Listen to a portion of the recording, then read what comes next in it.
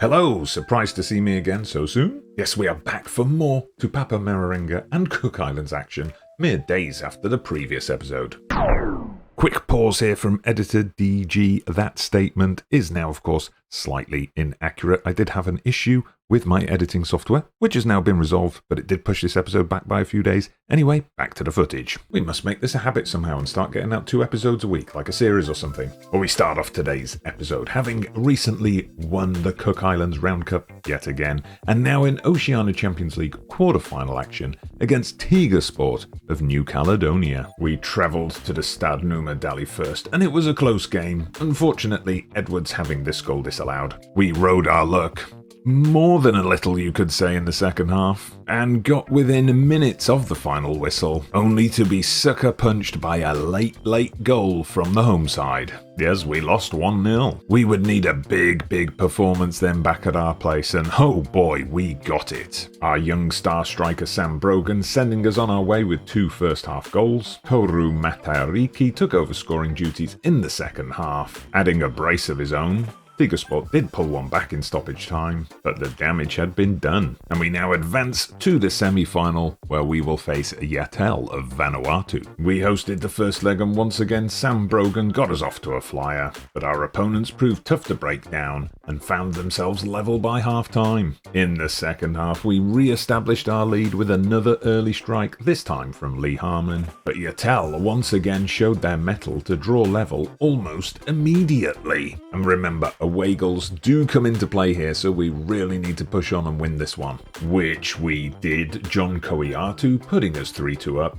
Yatel would continue the pattern of answering our goal with one of their own, but fortunately for us it was at the wrong end. We kept pushing forward, a penalty giving us the opportunity to go 5-2 up. Ben Matter smashing it home, but one more twist as Yatel pounced in injury time to cut the deficit down 5-3. We get the win in quite the match, but still have a job to do in the second leg. Shane Tutero made it yet another game with an early goal, which relieved the tension for us somewhat. Yatel would come back at us and equalise on the night in the second half, but we then locked it down and got the result we needed. Back to the final then for a second year in a row, but who will we face? Come on, you already knew the answer to that one, didn't you? Auckland City, of course, who since last year's final have built themselves a new stadium and further stacked their squad with players from Japan, Australia and Shrewsbury Town. After pushing them to extra time last year, can we go one better? Probably not, but let's find out anyway. I guess to show off their brand spanking new stadium, Auckland City would have home advantage again. And right from the off, this wasn't looking good. The New Zealanders stroking the ball about for much of the first minute, barely giving us a sniff, before going very close indeed. The first goal came on 20 minutes off a corner, and by half-time we were 2 goals down, everything looking way too easy for the home side. But don't forget, we were in a similar predicament to this last year and levelled the scores. And sure enough, early in the second half, reduced the deficit to 1 as Toru Matariki found the back of the net. Any hope of a comeback, though, was dashed as a rash challenge from Edwards gave away a penalty. Young Tua well beaten on this occasion. Koiatu then went close with about 15 minutes to play, as did Graham Viking late on. In stoppage time, we had 2 great chances, first Jake McCoy and then Edwards thundering one off the bar. But luck was not on our side as Auckland City bested us once again. Frustrating as scoreline-wise at least, we seem to have taken a step backwards compared to last year. But no time to dwell on opportunities missed as Cook Islands now lined up for the OFC Nations Cup, having qualified from the first round with ease. How would we now fare against New Caledonia, Tahiti and Vanuatu? We would be targeting a 3rd place finish, which would grant us a spot in Oceania World Cup qualifying,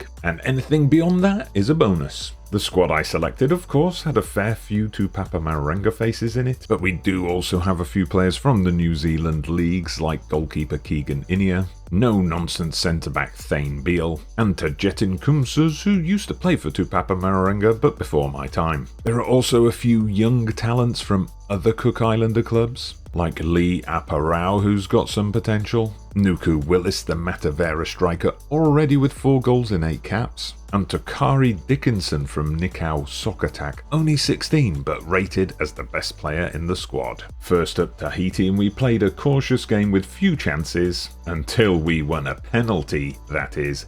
Ben Mata proving reliable for country as well as club, and that was enough for a shock win.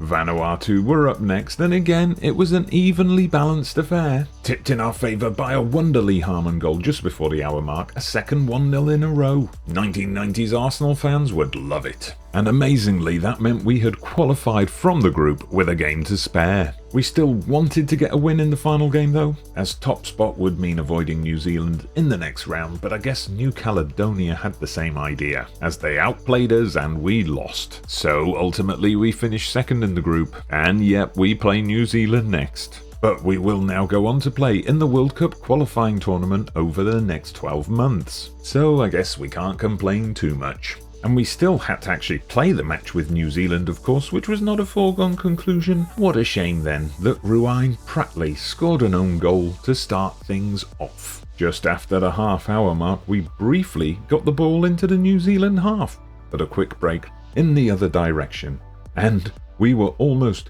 2 down as the Kiwis hit the bar. Into the second half then, and poor Ruain Pratley was having a bit of a mare as his poor positioning almost saw us go 2 down. That second goal now seemed inevitable, especially as the All Whites hit the bar again in the second half. On the hour mark, we actually crafted a chance, intricate passing on display as, only joking of course, we gave the ball away. You know we did, and New Zealand were right up the other end and almost making it 2. Yet again, how is it not 2-0 yet? And just as you maybe start to think we might actually FM the opposition for once here, that second goal finally came, Makawa on hand with 12 minutes to go, and you might well have expected us to crumble from that point, but the Tupapa Maraerenga spirit was on show in the spine of this team as we finally crafted a decent chance, and John Koiatu made no mistake as we went into stoppage time. All we needed now was one lucky break, but we got an unlucky one as we conceded a penalty. The inevitable conversion consigning us to a brave defeat. New Zealand would enjoy a walkover victory in the final, but we now get to walk into World Cup qualifying. And, oh, great, New Zealand again. Still, for some reason, despite the games being spread over 7 months, we will play them all at a neutral venue, which just so happens to be the Cook Islands home stadium. So maybe there's a chance we could turn that home advantage into progression to the Oceania Zone World Cup qualifying final, find out how we get on, and whether or not Tupapa Maraerenga can win the OFC Champions League in the next episode.